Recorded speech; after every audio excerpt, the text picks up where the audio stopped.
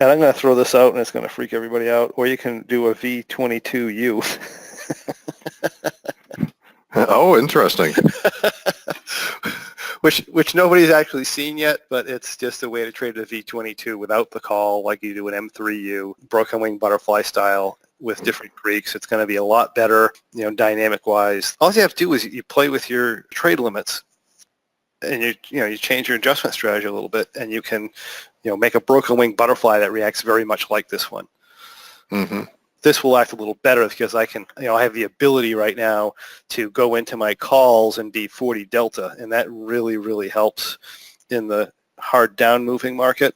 But when I switch to a broken wing butterfly, I can't get quite as dynamic that way, but I will be better in an up move.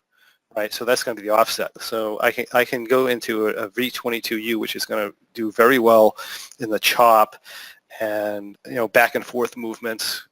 But you can do that just like you play with an M3U. You're using basically the same guidelines, except we have to do a little bit something to the upside because of the way we do this. One of the things with the analytical software with O&E, we let this go like 40 delta positive out here. Mm-hmm. Right. Right. Broken wing butterfly, the analytics act a little different, so we wouldn't do that. But you may be seeing that at some point in the future. If we ever get to that point, we have a track on something like that. Well, certainly for smaller trading, it would be nice.